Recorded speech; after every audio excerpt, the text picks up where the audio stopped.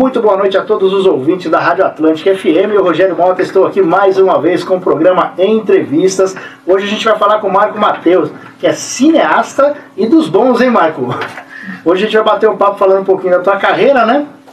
Você tá vindo com um filme novo aí no mercado, é o Rage Pill. Isso, Rage Pill, né? Que é a nossa última produção. A gente rodou esse filme ano passado na Bolívia, né?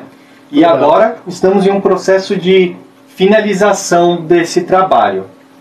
Ah, legal. E assim, você não é o primeiro filme que você faz na Bolívia, né? Não. Você já fez o Soroshi, que também foi filmado na Bolívia. E você sempre pega muito esse tema de deserto de sal. Né? Você gosta dessa fotografia em si, né? Sim, o que eu acho bastante interessante, que me interessa, assim, principalmente para nós que somos do cinema privado, essa questão de você poder pegar paisagens, elas aumentam bastante a questão de valor do seu filme. O seu filme fica mais, parece ser uma produção maior quando você filma em montanhas, em desertos, porque isso traz um visual mais bonito. E para nós que somos do cinema privado, a gente precisa aumentar o valor de produção ao máximo possível. Então essa estratégia de filmar em lugares naturais melhora bastante, contribui para você criar uma obra de maior qualidade, de maior valor agregado. Legal. E assim, eu sei que você faz cinema com muita qualidade, porém você procura fazer sempre com baixo orçamento. Como é que funciona isso? Então, exatamente. Como os nossos filmes são financiados pelos recursos próprios do nosso estúdio e também de eventuais assim investidores que acreditam no projeto e estão junto, então cada centavo precisa ser extremamente calculado e otimizado ao máximo para que você consiga entregar uma obra assim de um valor que seja compatível a uma obra que está no mercado, porque é o seguinte, por exemplo, a gente vai executar um filme, o público ele não quer saber se seu filme custou 10 milhões ou se seu filme custou 100 mil reais. O seu filme precisa ter a qualidade de mercado, a qualidade de som, de câmera, de lente, de imagem, de roteiro. Então você precisa entregar um produto com uma qualidade compatível aos filmes milionários, só que com um valor, às vezes, 100 vezes menor. Então isso é muito relevante para a gente colocar o filme nas plataformas de streaming, para poder assinar o contrato com a distribuidora, porque a distribuidora ela vai ver o seu filme, o meu filme é independente, então olha com mais carinho, e não é assim. O mercado não quer saber disso, o mercado quer qualidade, o público quer qualidade, então não adianta a gente fazer mal feito, então a gente tem que fazer um filme mais otimizado, tendo todos os cuidados, né? Legal. E a gente sabe que maquinário para cinema é uma coisa muito cara. Uhum. E quando você fala de qualidade, essa questão do maquinário, ela interfere muito na qualidade do filme? Ou hoje, com a tecnologia, você consegue pular um pouco essa questão do maquinário de cinema? Sim, eu acho essa pergunta muito boa. Porque muitas vezes as pessoas elas colocam na cabeça que eu só vou fazer um filme bom se tiver equipamentos muito bons, se eu tiver uma câmera de 50 mil. Isso não é verdade. O que define a qualidade de um filme são fatores que não envolvem custo. Isso que é o mais curioso. Por exemplo, roteiro. Roteiro, você não depende de dinheiro para escrever uma boa história. Você precisa sim ter entendimento do design de uma história, da natureza humana, criar bons personagens. A boa atuação, a boa direção de cena também não depende do dinheiro, depende de ensaios, fazer o trabalho certo, uma equipe de bons atores, bons profissionais. Então, essa coisa assim, o meu filme ficou ruim porque eu não tive dinheiro. Eu, particularmente, eu acho que esse não é uma maneira certa de se pensar. Eu acho que nós temos que assumir a nossa responsabilidade no que cabe a nós, que é a direção, que é a boa storytelling. Agora, se você tem um celular para fazer, mas a sua história é boa, você vai conseguir assinar o seu contrato de distribuição lançar o seu filme nas plataformas. Por exemplo, o Atividade Paranormal. Ele foi um filme... Boa história você pegou. Exatamente. O Atividade Paranormal é uma grande direção, é uma grande história. Foi todo gravado na casa do diretor. Falar isso, tudo se passa numa única locação. Né? Se passa tudo numa única locação, gravado com câmera amadora e rendeu 200 milhões de dólares. Que coisa de louco. E assim, um filme feito na casa do diretor com câmera amadora, só que a história é boa, a direção é muito boa também, você vê uma atuação de cena visceral. Isso faz uma diferença, né? Exatamente. Então às vezes a gente fica muito nessa desculpa, eu preciso de dinheiro público, de verba pública para fazer meu filme. E assim, eu não estou aqui dizendo que não seja interessante você ter recursos para trabalhar, ter condição de trabalho, eventualmente o governo te contratar para você produzir uma obra, legal, mas você não pode... se prender a isso. Exatamente, se prender a isso. Por isso que eu achei muito interessante essa pergunta, porque realmente o pessoal tem essa ilusão, né, de que preciso de equipamentos caros, e não necessariamente. Inclusive, eu sei que hoje você tem um curso que você ministra, ensinando pessoas a fazerem cinema com baixo custo, né, com baixo orçamento, né? Exatamente, porque quando nós começamos, e assim, eu comecei assim, para meados de 2009, assim que eu comecei a fazer os meus filmes com foi quando clipes, você entrou com o Soroshi, não? O Soroshi foi em 2011, que a gente rodou. 2009 eu comecei a fazer os primeiros videoclipes, né? Legal. Aí o que acontece? Junto com o pessoal da faculdade, que a gente estudava junto, que foi que a gente decidiu fazer o Soroshi é um filme universitário, por assim dizer. E que ganhou um horizonte enorme, né?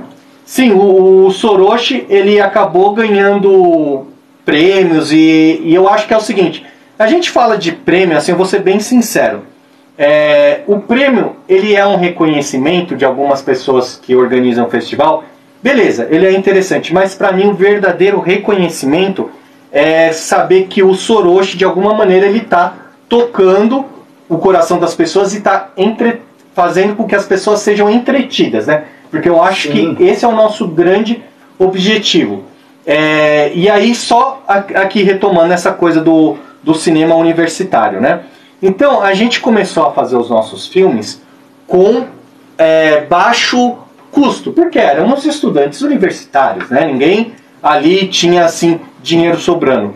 Então, quando a gente fez o Soroshi, a gente fizemos um grupo de 5 pessoas, que éramos nós, os amigos assim da faculdade.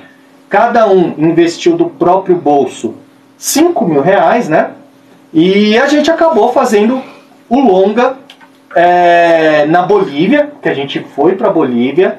Ou seja, literalmente... Foi no mesmo local que vocês fizeram o mais recente. No mesmo lugar. Legal. Que é esse deserto de sal.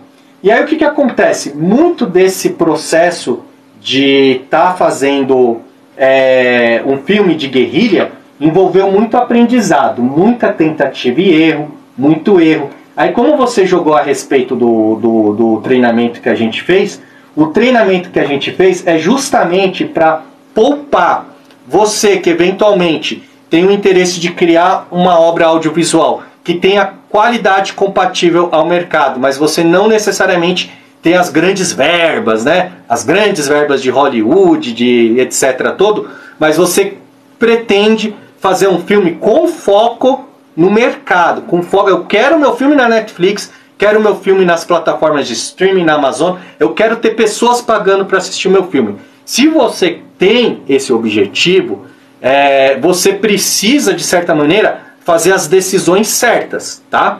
Que são as decisões que vão te trazer um resultado profissional, mas que ao mesmo tempo são viáveis de ser feitas, tá?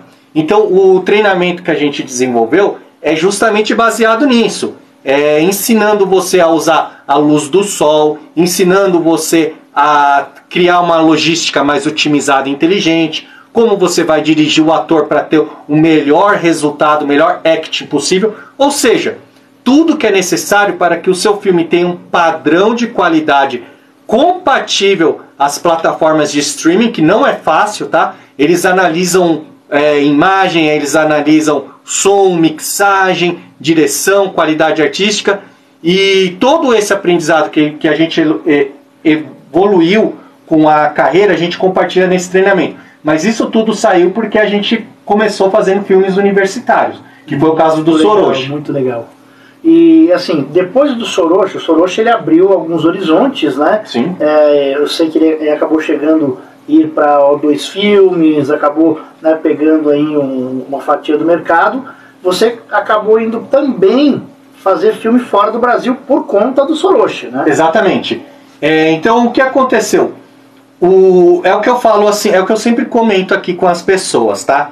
Que é natural a gente ficar sempre botando culpa no orçamento, etc. E eu também, eu falo porque isso eu também fazia. Eu falo, o dia que eu tiver dinheiro, eu vou fazer legal. Só que o dinheiro nunca veio. Eu falei, mano, eu vou ter que dar um jeito de fazer legal antes de receber dinheiro, né? Antes de receber verba, investidor.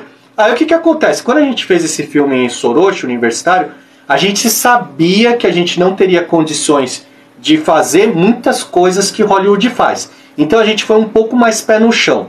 É o que eu falei no começo aqui. Eu falei assim, olha, já que a gente não vai ter uma câmera de Hollywood, já que a gente não vai ter efeitos especiais, já que vamos pelo menos fazer um road film num deserto que vai ficar bonito, tá? Então foi essa a nossa cabeça, tá? Então a gente conseguiu executar um filme que, graças a Deus, atingiu os padrões do mercado, e aí a gente conseguiu assinar o contrato com a O2. A O2, para quem não sabe, é a produtora do Cidade de Deus. Então foi assim, para nós, um bando de estudantes universitários assim, entrar na O2, que era o sonho de todo mundo, né? Pelo menos assim para quem é da área do cinema, a O2 é um lugar que todo mundo quer estar. É o topo, né? Nossa, e aí a gente chegou lá, quando a gente assinou o contrato, eu falei, meu Deus do céu, que honra, que felicidade que a gente teve. Aí o que aconteceu? O Soroshi, ele acabou, sabe, ganhando alguns prêmios ali fora, melhor direção, melhor filme também, né? Filme cult.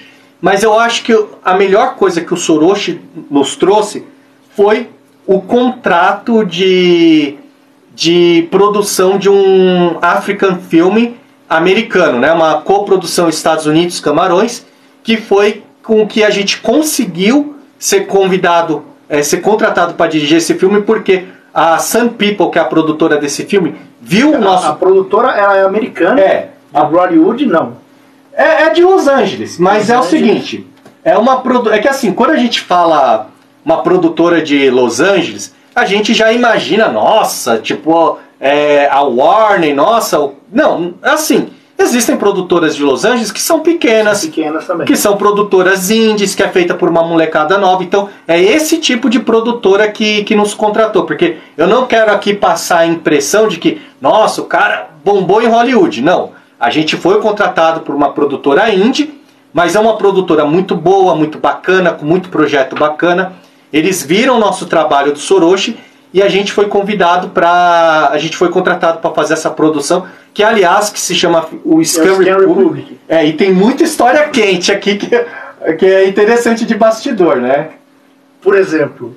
Olha só, por exemplo, ó, vamos lá. Então assim, depois que a gente foi contratado para fazer esse filme, o Scam Republic, logo que a gente chegou ali em Yaoundé, que é a capital do Camarões, tava o nosso diretor de fotografia, que é o Miranda, né?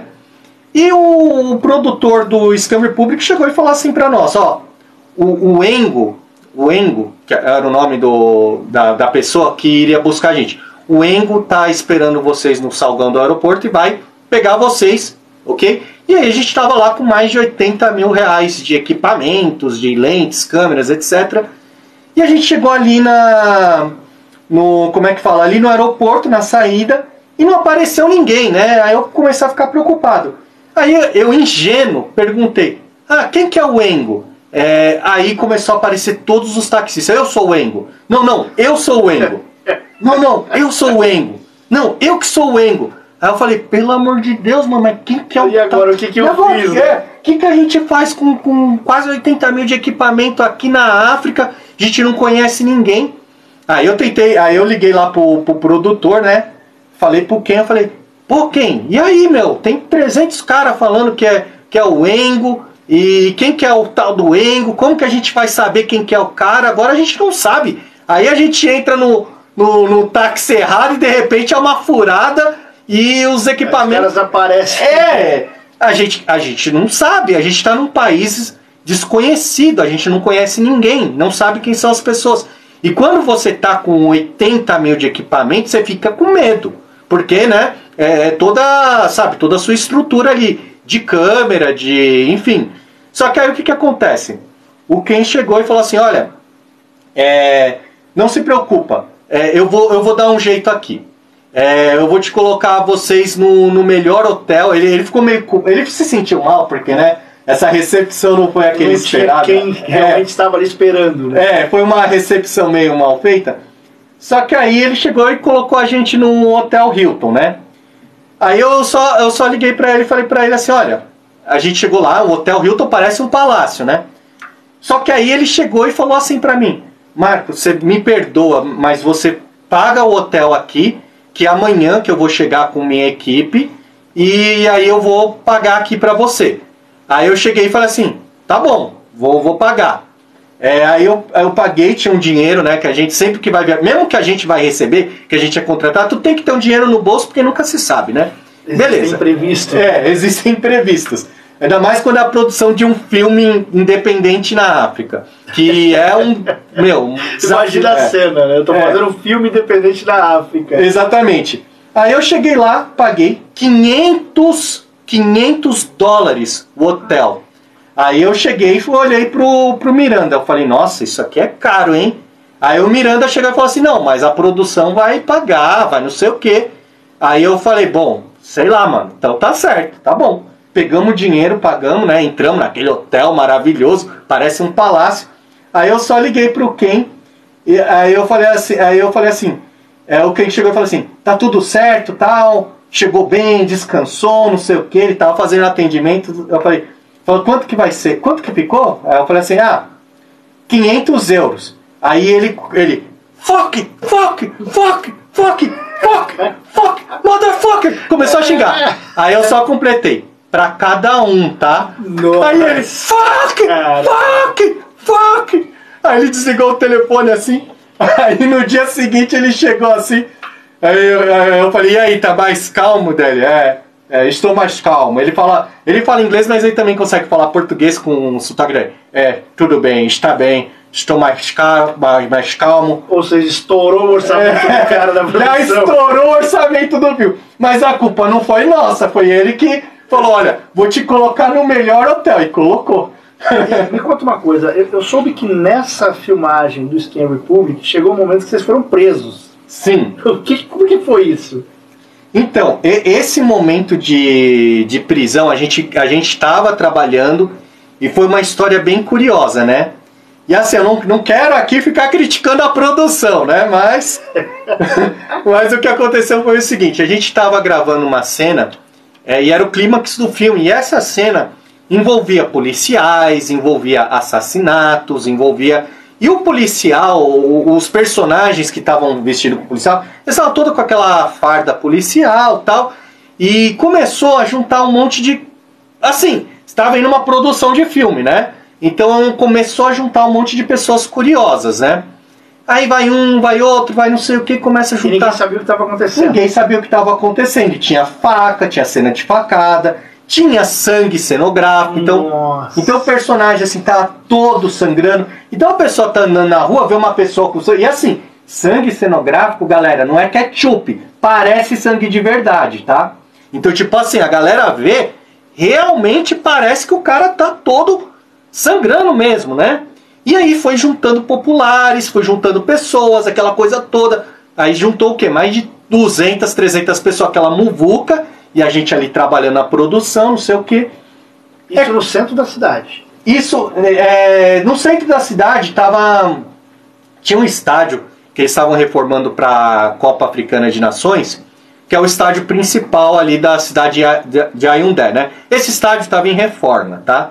Então, é uma área que ao mesmo tempo que é pública, é privada, tá? É meio que os dois. Por quê? Porque é o canteiro de obras de um estádio. Então o que a gente fez, tá? A gente fechou com o pessoal da organização ali, do pessoal que estava trabalhando com as obras. Então a produção fechou com eles ali. Olha, vamos usar esse espaço aqui, até porque cenicamente falando, um canteiro de obras, um monte de caminhão, um monte de... Era um cenário muito legal, sabe? Assim, para o clímax do filme, que era uma briga de faca, que era perseguição. Então o ambiente lá era meio que público e privado. A gente estava num lugar privado porque era uma obra fechada, mas a gente estava num lugar público porque as pessoas passavam lá. Não tinha uma cerca assim que separava. Não existia um isolamento. Não existia um isolamento, exatamente. Aí beleza. Aí começou a aparecer policial de verdade, né? Aí começou a juntar os policiais. Olha o problema chegando. Aí os policiais chegaram, né? Aí o pessoal falou assim, quem que é o responsável por isso aqui? Meu, a maioria das pessoas apontaram o dedo pra mim. Por quê? Porque eu era o diretor, né? O responsável no filme é o produtor, tá? Mas a galera não sabe disso. A galera aponta pro diretor porque vê que o diretor tá ali dirigindo a parada, tá coordenando os processos. Aí, aí chegou os policiais assim pra cima de mim e falou assim, você tem autorização pra estar usando essa farda pra não sei o quê? Aí eu já joguei a bola pro Ken. Eu falei, não, o Ken é o produtor, eu só sou contratado aqui. O Ken é o produtor. Aí o Ken já ficou sem muita resposta, né? Porque pelo visto não pegou autorização. Tipo, e agora o que eu faço? Aí o que aconteceu? Os policiais, vêm vocês pra delegacia. Aí levou os atores, levou os produtores. E assim, e eu com medo, eu falei, mano, se eles deletarem, se eles pegarem, aprenderem os equipamentos, deletarem as imagens, a gente perde esse filme. Detalhe, isso aí foi no último dia de trabalho, tá? Quer dizer, vocês correram o risco de perder todo o trabalho que tinha sido feito. Exatamente, porque a gente não teria outro dia para gravar. E detalhe, a gente estava com os aviões para sair na madrugada do dia anterior. Ou seja... Deus. Quer dizer, fiquei preso num país estranho. Dá um filme por si só, né? Dá um filme por si só, verdade. Eu costumo falar, olha, os bastidores do Scam Republic dá um filme mais interessante que o Scam Republic, né? Porque realmente...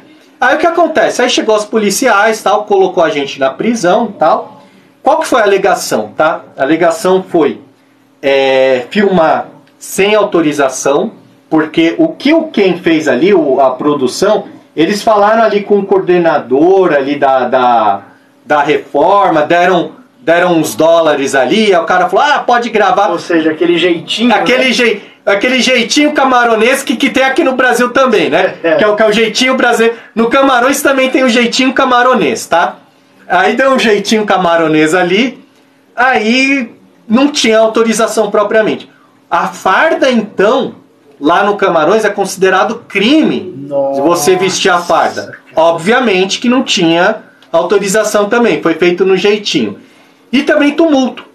Quando começou a juntar as pessoas, junta 200 pessoas, aí a gente também foi acusado de distúrbio da ordem, de filmagem sem autorização, uso também de farda sem autorização, e também estava com uma visita do chanceler italiano naquela época. Ou seja, tô ferrado.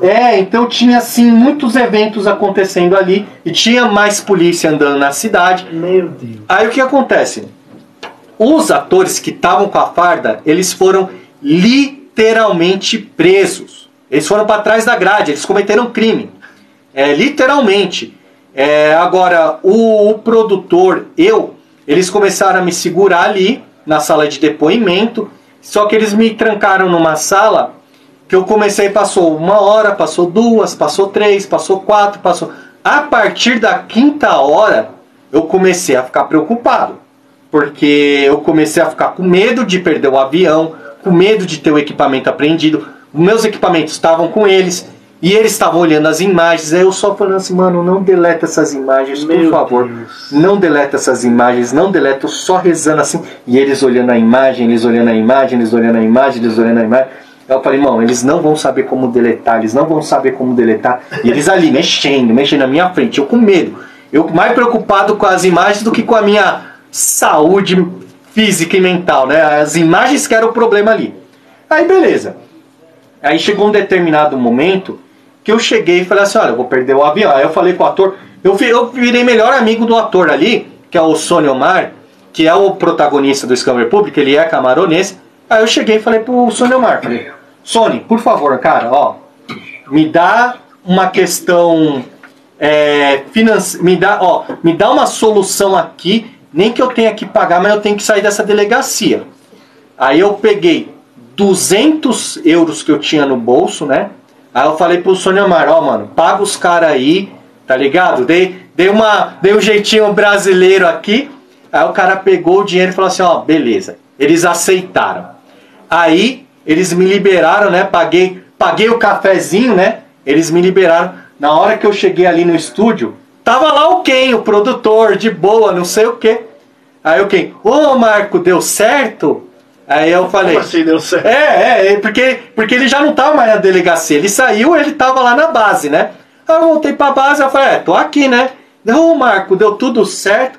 Aí eu falei, deu certo sim. Agora, quanto que você pagou nesse estabilizador de imagem? Eu olhei assim pra ele e falei assim, paguei $250. Eu falei, agora é meu. Só peguei aqui o estabilizador de imagem, levei pra mim assim, eu falei, bom, vambora, vamos para o aeroporto que tá na hora. Aí a gente pegou o carro, né? E aí tava indo para o aeroporto, já tava assim à noite, a gente já ia perder o avião praticamente. Aí o carro do motorista começa a acelerar e vai e me atropela um pedestre. Nossa! O taxista me atropela um pedestre, tá? Me atropela um pedestre. Aí eu falei, ai, tá bom, era tudo que eu precisava. Aí o cara foi atropelado, assim. Graças a Deus não foi um atropelamento assim que, né? Mas o cara, tipo, sabe, caiu no chão, assim. Literalmente dá um filme do filme, né? Ele caiu no chão. E aí ele começou assim a se contorcer, gritar, o susto, né? Juntou mais 150 pessoas pra ver aquilo ali. Aí eu falei, pelo amor de Deus, pronto, agora a gente vai perder o avião. Aí o produtor, o Ken, calma, eu tenho dinheiro. Chegou, deu $20 pro cara que foi atropelado, só pro cara não ter treta. Aí ele pegou os $20, saiu mancando assim, mas saiu. Meu Deus. Aí, eu tô imaginando a cena aqui, cara, eu tô rindo por dentro. Aí a gente pegou o táxi e foi embora. Antes de chegar no aeroporto, do nada apareceu um monte de policial assim, cercou o carro de novo. Eu falei, meu Deus do céu. Pronto, é hoje que eu não saio daqui. É hoje que eu não saio. Aí o policial começou a fazer, como é que fala? Colocou a gente na parede, literalmente, não sei porquê, e começou a fazer um monte de pergunta, tal, não sei o quê. E, assim, eu tô falando não sei o quê porque eles falam francês, tá? Então eu não entendo muito, mas começou a colocar a gente na parede, né? Aí eu só vejo o Ken ali de novo, tirando mais uns dólares. Aí o Ken que é o produtor, né? Que é o fuck, ele que é o produtor. Eu virei melhor amigo desse cara, tá? Eu tô reclamando do Ken aqui, mas porra, a gente Até virou... hoje vocês têm contato. Não, a gente virou melhor amigo. Aí o Ken, na hora que o Ken pagou o policial assim, ele entrou assim, não tá... Aí ele começou a chorar. Falou, meu Deus do céu. Eu falei, calma, relaxa que deu certo. Aí a gente chega no aeroporto, eu chego lá no aeroporto, na hora que eu ia entrar no embarque, os caras me param mais uma vez. Aí eles pegaram o meu passaporte, aí eles tinha um RG de um cidadão do Camarões. Aí os caras falaram, por que você tá roubando esse RG? Eu falei, eu não tô roubando, eu nem sei porque apareceu aí. Aí o cara chegou e falou assim, como você não sabe que apareceu? Você tá com uma identidade de um cidadão aqui. Aí eu falei, não. Aí eu expliquei a história. Olha, aconteceu isso, eu fui na delegacia, isso, não sei o quê. Provavelmente ali na delegacia, alguém ali foi guardar os documentos, foi isso que aconteceu. Pega esse... O cara viu que eu tava falando a verdade, por alguma maneira, falou assim, olha, vai embora do meu país. Falou assim, sai, só vai. É muita confusão. Porque eu contei a história toda, eu falei, mano, não, é muito problema. Vai. Não, vai embora, vai. Vai embora que já era, tá? Cara, que louco. Então essa história assim foi bem assim engraçada. Mas assim, deu certo, graças a Deus, terminamos o filme, então Essas foram algumas aventuras ali do... Putz, que loucura, cara. Bom, a gente tem 10 minutinhos de programa ainda, tá? Vamos falar mais um pouquinho aí sobre os seus filmes. E eu queria deixar um recadinho também para todo mundo que ouve a rádio. Você que é empresário e quer aí fazer parte do nosso programa, entra com a gente aí, patrocina o programa. A gente está aí buscando parceiros, tá? Gostou? Entre em contato com a rádio e fala que você quer ser parceiro do programa Entrevistas aqui na Rádio Atlântica, também no TikTok, tá? Luana, qual que é o WhatsApp aqui para quem quiser entrar em contato com a gente? É o DDD 11 9 3285 4714. 9 3285 4714. Bom, Marco, para a gente aproveitar esses minutinhos finais, eu quero fazer também umas perguntas sobre o Wanderlust, tá? Eu achei muito legal, cara, esse filme teu. Ele fala da história de mochileiros, né? E eu vi a fotografia desse filme, eu achei maravilhosa. Eu pude acompanhar um pouquinho você finalizando ele lá no seu Twitter, né? E eu achei muito legal. Me fala o que é o Wanderlust, onde a gente encontra, como é que faz para poder ver essa obra tua? Vamos lá. O Wanderlust, ele foi um filme que a gente fez. Ele é bem road movie, tá? Então é um filme que foi feito na Irlanda, que foi feito na Índia, que foi feito no Nepal. Então, e aí você fala, pô, Marco, mas você tá fazendo um filme sem dinheiro? Como que você simplesmente chegou, fez um filme na Índia, fez um filme no Nepal? Qual que é essa história aí de fazer um filme sem dinheiro no exterior? Então a história literalmente muito simples. Como que a gente fez? A gente pegou uma câmera assim na mão mesmo, fez câmera na mão e a gente foi, como é que fala? Foi literalmente fazendo um mochilão mesmo. Eu viajei com 4 atores e foi 2 pessoas de produção. E aí a gente fez um mochilão. Então o filme foi coisa assim. A gente gastou cerca de 7 mil reais cada um, tá? Porque a gente fez literalmente um mochilão. E aí a gente foi criando a história e a gente foi filmando em todos os lugares sem autorização, assim, tipo, literalmente guerrilha mesmo, tá? Então esse, na verdade, ele não é um longa, ele é um média. Então esse média foi para circuito de festival, que foi feito para... Foi assim, festival na Índia, ele foi nominado a melhor filme, mas assim, ele não é um longa, tá? Ele é um média. Então a questão de disponibilização, a gente vai disponibilizar ele nas plataformas de streaming, na Amazon Prime, só que no momento a gente está com ainda mais 3 meses de circuito de festival, tem ainda mais alguns festivais para fazer. Ele ainda está rodando o circuito de festivais pelo mundo. A gente faz um ano, a gente sempre faz um ano de circuito de festival para os filmes. Para que servem os festivais? Que é justamente para você fazer network, que é para o seu filme eventualmente ganhar um reconhecimento. No caso do Wanderlust, ele foi nominado a melhor filme no Festival Moonlight da Índia, né? De Mumbai, né? E aí o que acontece? Depois que a gente tem esse circuito de festival, aí a gente disponibiliza o filme nas plataformas de streaming, tá?